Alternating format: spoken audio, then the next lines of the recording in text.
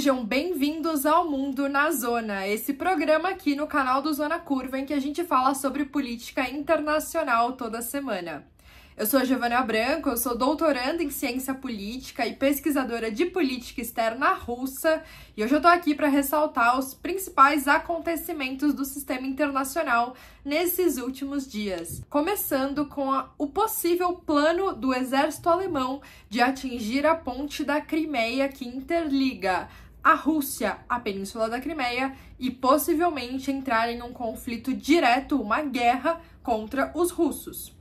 Na última semana, uma jornalista de um grande jornal russo divulgou que teria interceptado uma conversa entre militares do alto escalão do exército alemão e que nas transcrições desta conversa havia uma prova material de que o exército alemão estaria planejando esse ataque à ponte da Crimeia.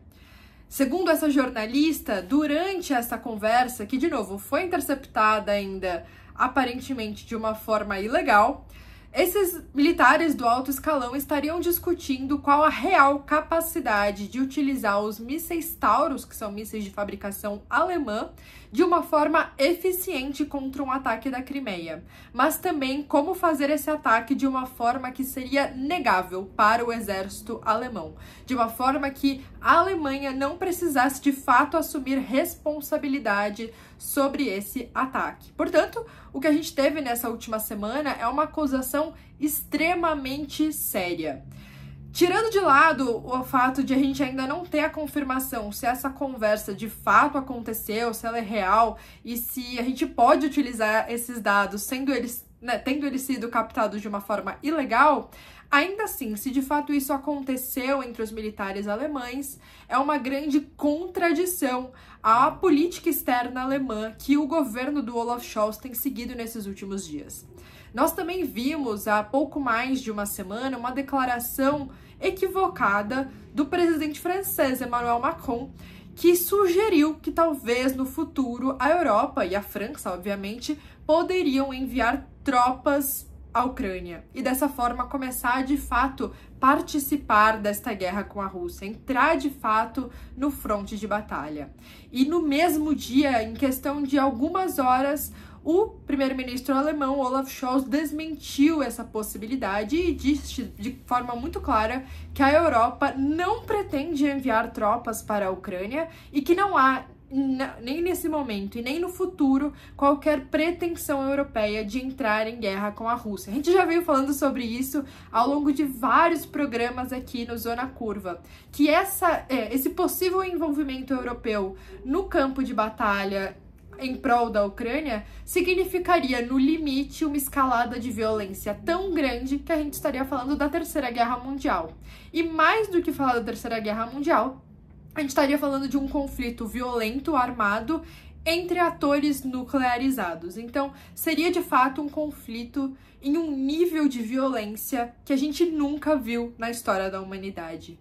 Então, obviamente, os atores, se a gente imaginar que eles são atores racionais, que eles estão ali calculando os custos e benefícios de qualquer tipo de intervenção nesse sentido, compreendem que não é sábio, não é crível de fato essa ameaça, ou pelo menos a sugestão de que a Europa ajudaria a Ucrânia de fato no campo de batalha, e não como a gente tem visto desde o início desse conflito, que já tem agora 2 anos, que seria essa ajuda indireta. Então, essa conversa dos militares alemães, de fato, vai contra tudo isso e mostra, talvez, que dentro dos países europeus existem, sim, alguns grupos que imaginam esta possibilidade como algo um pouco mais real e também imaginam formas de enfraquecer a Rússia mais rapidamente.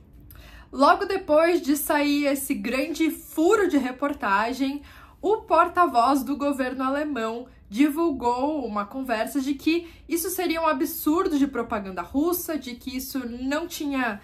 ligação com a realidade, de que a Alemanha não tem qualquer pretensão de entrar em guerra com a Rússia. Isso tudo foi também reforçado pelas próprias falas do Olaf Scholz, primeiro-ministro alemão, dizendo que hoje a OTAN não tem e nem vai ter no futuro nenhuma pretensão também de escalar esse conflito na Ucrânia, entende os custos, né, de uma escalada de violência contra a Rússia. Então a gente tem oficialmente esse discurso, né, criticando essa jornalista e de alguma forma até mesmo denunciando isso tudo como se fosse uma grande mentira, mas o ministro da Defesa da Alemanha declarou que, de fato, uma conversa foi interceptada entre os militares do alto escalão. Não disse qual conversa, não disse sobre o que se tratava, nem quem eram esses militares, mas o timing realmente nos dá a entender que, de fato, isso realmente aconteceu, que essa conversa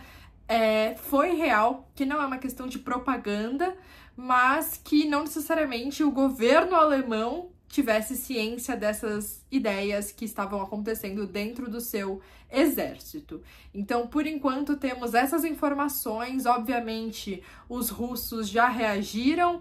à moda russa, como sempre, e também mostraram que a sua ameaça é crível.